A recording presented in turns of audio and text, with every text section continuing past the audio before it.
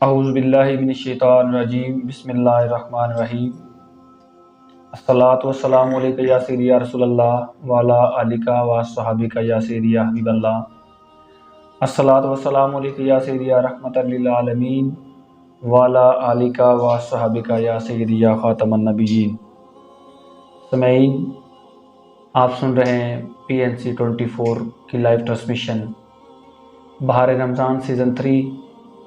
میں ہوں آپ کا ہوسٹ نزاکت نوید، اور آج جو ہماری اس ٹرانسمیشن کے اندر جو ہمارا موضوع ہے وہ ہے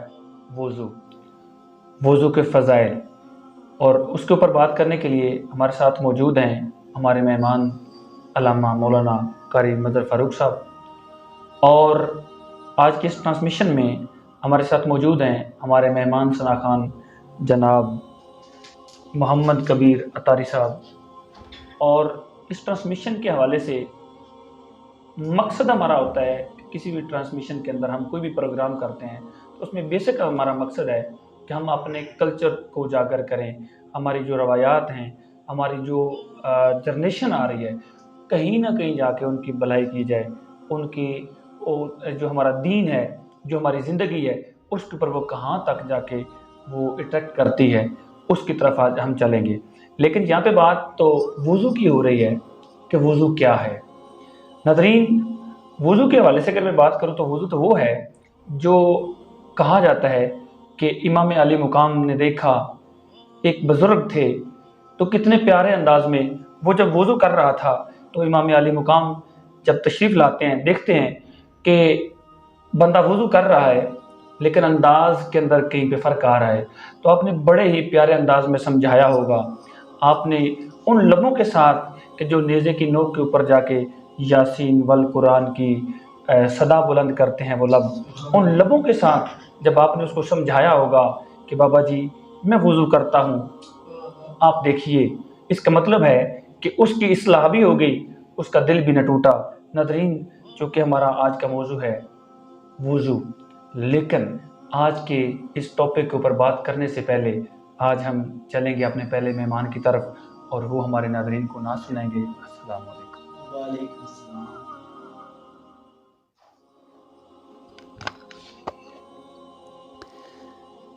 حرم کے صحن میں میری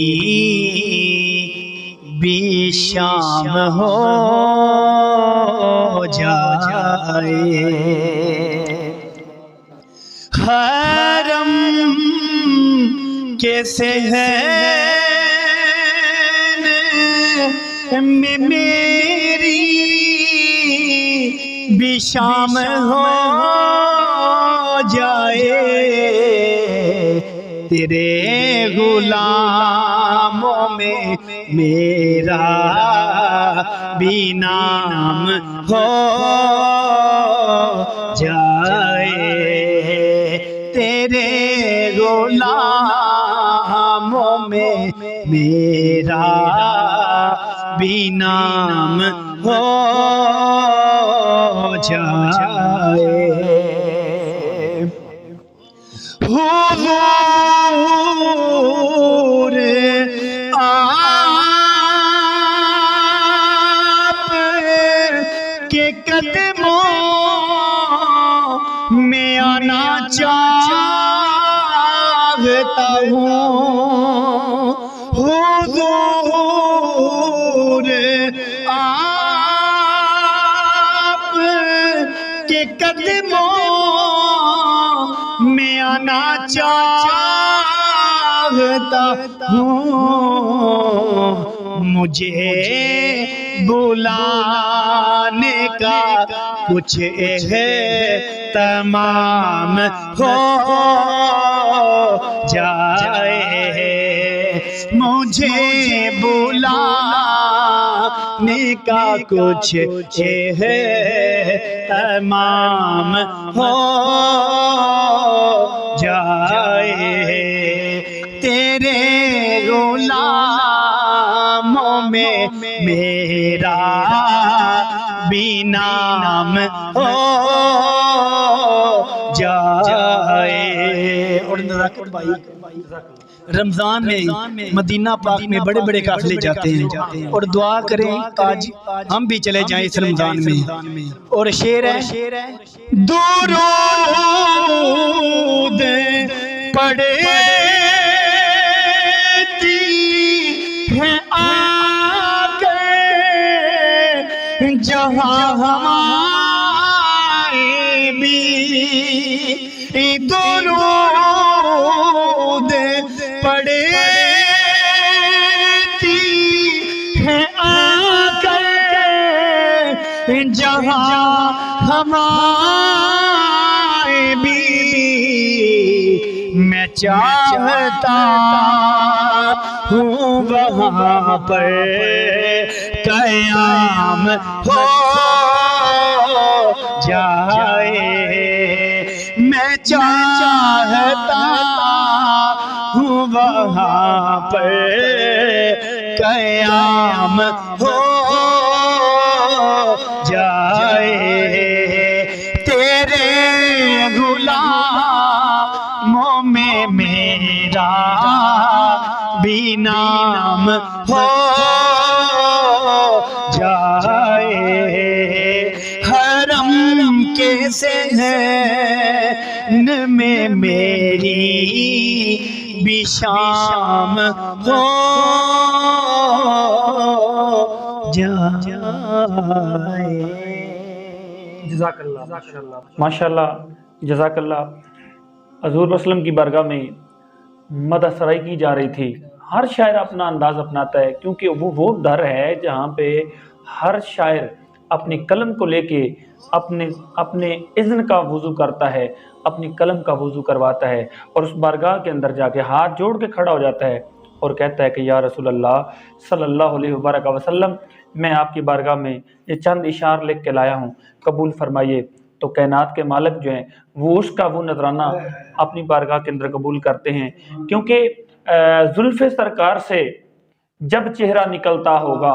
کسی شاعر نے کیا خوبصورت انداز اپنایا کیونکہ ہر شاعر ہر قلم کے سہارے حضور وسلم کی مدح سرائی کرنے والا جو ہے وہ اپنا انداز اپناتا ہے کہ زلف سرکار سے جب چہرہ نکلتا ہوگا پھر بھلا کیسے کوئی چاند کو تکتا ہوگا. کیونکہ زلف دیکھی ہے کہ نظروں نے گھٹا دیکھی ہے. ارے لٹ گیا جس نے بھی محمد کی ادا دیکھی ہے. کیونکہ وہ ادا وہ ہے کہ جس پہ اللہ کا قرآن بول کے اٹھتا ہے یاسین والقرآن واللیل. تو کیا آپ کو بتائیں کہ اللہ رب العزت نے اپنے پیارے حبیب کی جو تعریف بیان کی ہے وہ قرآن کے اندر قسمیں اٹھائی ہیں, ہر ایک اعضاء کی قسم اٹھائی ہے, جسم کی قسمیں اٹھائی ہیں, آپ کی زلف واللیل کی قسم اٹھائی ہے. تو یہ ہم اور آپ تعریف نہیں کر سکتے چونکہ آج ہمارا جو موضوع ہے وہ ہے وضو. تو قاری صاحب وضو کے اوپر اگر ایک میں بات کروں تو یہ ایک بات بڑی مشہور ہے کہ وضو کیا ہے. تو وضو کے بارے میں یہ بات بڑی مشہور ہے کہ اگر آپ وضو کے دوران سو جاتے ہیں اور اس وضو میں آپ کی ڈیتھ ہو جاتی ہے, آپ اپنے خالق حقیقی سے جا ملتے ہیں, تو تاریخ بتاتی ہے وہ آپ کی نیچرل ڈیتھ نہیں کہلائے گی, وہ آپ کی جو موت ہے وہ شہادت کہلائے گی. تو وضو کا جو درجہ ہے, وضو کی جو فضیلت ہے, اس بات سے یہ ضرور شیئر ہوتی ہے کہ ہم لوگ اگر وضو کر کے سو جاتے ہیں, کچھ نہیں پڑھتے, نہ نماز پڑھ رہے ہیں, نہ درود پڑھ رہے ہیں, نہ وضو کر کے سو رہے ہیں, تو کائنات کا مالک فرماتا ہے کہ میرے نبی کی سنت ہے وضو کر کے سونا.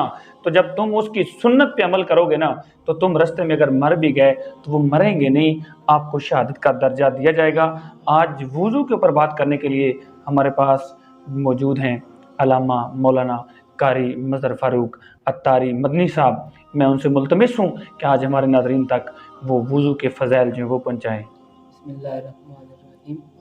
ماشاءاللہ آج کا ہمارا موضوع بہت ہی اہم موضوع ہے اور یہ وہ موضوع ہے جو ہم پر فرض ہے. سبحان اللہ. اگر ہم وضو کریں گے تو ہماری نماز بے شک اگر وضو پڑھ کے قرآن کو ہاتھ لگائیں گے تو ثواب ہے. تو یہاں پہ ایک مسئلہ بھی بیان کرتا چلوں کہ اگر آپ قرآن پاک کو, کسی مقدس کتاب کو, بلکہ قرآن پاک کو ہی بغیر وضو ہاتھ لگائیں گے تو یہ آپ کا قرآن پاک کو پکڑنا حرام ہے. بغیر وضو کے قرآن پاک کو پکڑنا حرام ہے۔ تو اکثر اوقات یہ بھی ہوتا ہے ذاکر بھائی کہ کچھ لوگ بغیر وضو ہی نماز میں کھڑے ہو جاتے ہیں۔ اس کے بارے میں بہت ہی سخت علماء نے فرمایا ہے کہ جو وضو کو ہلکا سمجھے، بغیر وضو ہی نماز شروع کر دے تو وہ حد کفر تک جا پہنچتا ہے۔ تو بہرحال یہ موضوع کافی لمبا موضوع ہے، ہمارے پاس ٹائم سر ہوتا ہے۔ تو حدیث پاک میں آتا ہے کہ جس نے بسم اللہ الرحمن الرحیم کہہ کر وضو کیا، جس نے بسم اللہ الرحمن الرحیم کہہ کر وضو کیا گویا اس کا سارا بدن ہی پاک ہو گیا۔ ماشاءاللہ۔ اور جس نے بغیر بسم اللہ کے وضو کیا اس کا اتنا ہی بدن پاک ہو جائے گا، کیونکہ پانی تو ہے ہی پاک کرنے والا، اس کا اتنا بدن پاک ہوگا جتنا اس نے وضو کیا ہے۔ تو ذاکر بھائی وضو کی فضیلت دیکھیں تو اگر کوئی بندہ وضو کر کے سوتا ہے تو وہ ایسے ہے جیسے روزہ دار روزے میں عبادت کر رہا ہے، ماشاءاللہ۔ روزہ دار روزے میں عبادت کر رہا ہے۔ اور حضور نبی کریم صلی اللہ تعالیٰ علیہ وسلم نے حضرت انس رضی اللہ تعالیٰ عنہ کو ارشاد فرمایا، اے بیٹے کوشش کیا کرو ہر وقت وضو میں رہا کرو، بیٹے کوشش کیا کرو ہر وقت وضو میں رہا کرو، کیونکہ جب ملک الموت بندے کی روح نکالتے ہیں، جب ملک الموت بندے کی روح قبض کرتے ہیں تو اس وقت اگر بندہ وضو کی حالت میں ہوگا تو اس کی موت شہادت کی موت کہلائے گی، سبحان اللہ، اس کی موت شہادت کی موت کہلائے گی۔ یہ حدیث پاک ہے، حضور نبی کریم صلی اللہ تعالیٰ علیہ وسلم نے ارشاد فرمایا۔ اور ناقد بھائی یہاں پہ حضرت موسیٰ علیہ السلام کی ایک بات ذہن میں آئی کہ رب تعالیٰ نے ارشاد فرمایا، اے موسیٰ اگر بغیر وضو کے تمہیں کوئی مصیبت پہنچے یا کوئی غم پہنچے تو پھر مجھے ملامت نہ کرنا، یعنی ہر وقت ہمیں وضو میں رہنا چاہیے۔ یہ رب تعالیٰ کا فرمان ہے کہ اے موسیٰ اگر بغیر وضو کے تمہیں کوئی مصیبت پہنچے یا کوئی رنج پہنچے تو خود کو ہی ملامت کرنا، پھر مجھے کوئی شکایت نہ کرنا، یہ رب تعالیٰ کا فرمان ہے۔ اور وضو کے فضائل پہ بات کی جائے تو جو بندہ وضو کرتا ہے اور ہمیشہ وضو میں رہتا ہے ملائکہ اس بندے کی صحبت میں رہتے ہیں، یعنی فرشتے اس بندے کے قریب آتے ہیں، اور فرشتے جو قلم ہے بندے کا، جو فرشتوں کا قلم ہے وہ قلم ہر وقت اس بندے کے لیے نیکیاں لکھتا رہتا ہے، کس بندے کے لیے جو ہر وقت وضو میں رہتا ہے، اور اس کے اعضاء تسبیح بیان کرتے رہتے ہیں، اس کے ہاتھ بھی تسبیح بیان کرتے ہیں، اس کی جو ہے وہ اس کے کان ناک ہر چیز اس کے اعضاء، وہ جب وہ چلتا ہے تو اس وقت اس کے اعضاء بھی تسبیح کرتے ہیں، جب وہ بیٹھتا ہے اس وقت بھی اعضاء تسبیح بیان کرتے ہیں۔ اور سب سے بڑی بات یہ ہے کہ جو بندہ ہمیشہ باوضو رہتا ہے اس کی کبھی نماز قضا نہیں ہوتی، اور وہ تکبیر اولیٰ کے ساتھ نماز پڑھتا ہے۔ اور دوسری یہ بات کہ جب سوتا ہے تو فرشتے اور جنوں انس اس بندے کی حفاظت کے لیے کھڑے ہو جاتے ہیں۔ یہ اور اس کے بعد جب موت کا وقت آتا ہے تو جب بندہ وضو کی حالت میں ہوتا ہے تو اس کی موت، اس کی روح جو ہے وہ آسانی کے ساتھ نکالی جاتی ہے۔ اور جب بندہ وضو میں رہتا ہے تو رب تعالیٰ ایمان الہی نازل کرتا ہے، یعنی رب تعالیٰ کا امان اس بندے پر ہوتا ہے۔ اور اکثر اوقات سردیوں میں ہم وضو سے ڈرتے ہیں، ٹھنڈا پانی ہے تو نزلہ ہو جائے گا، زکام ہو جائے گا۔ حدیث پاک میں آتا ہے جو اس حالت میں ٹھنڈے پانی سے وضو کرے گا رب تعالیٰ اسے ڈبل ثواب عطا فرمائے گا، ماشاءاللہ ماشاءاللہ، تعالیٰ اسے ڈبل ثواب عطا فرمائے گا۔ تو یہ مختصر سی بات وضو کے حوالے سے کی ہے۔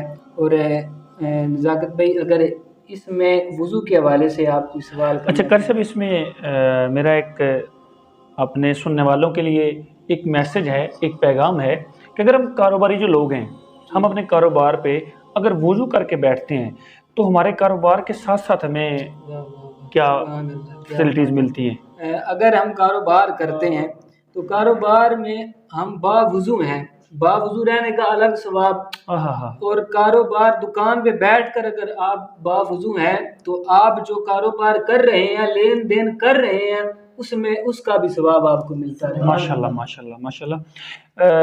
ناظرین، ہمارے بہت سارے لوگوں کا یہ خیال ہوتا ہے کہ وضو مخصوص جگہوں کے لیے ضروری ہے، تو میں ایک سوال کرنا چاہوں گا کہ قاری صاحب جب ہم عام روٹین کے کاموں کی طرف جاتے ہیں، اگر ہم جس طرح مطلب کہ ہمارے ذمہ دار لوگ ہیں وہ اپنا ذمہ دارہ کرتے ہیں اپنے گھر کے کاموں کے لیے، ہماری بچیاں ہیں، ہماری بہنیں ہیں، بیٹی ہیں، وہ ہمارے گھر کے کام کرتی ہیں، ہانڈی بنانا ہے، روٹی بنانا ہے، آٹا گوندنا ہے، اگر اس کے دوران وہ وضو کرتے ہیں تو پھر اس کا دیکھیں جی، نماز کے لیے وضو کرنا فرض ہے، قرآن پاک کو چھونے کے لیے وضو کرنا فرض ہے۔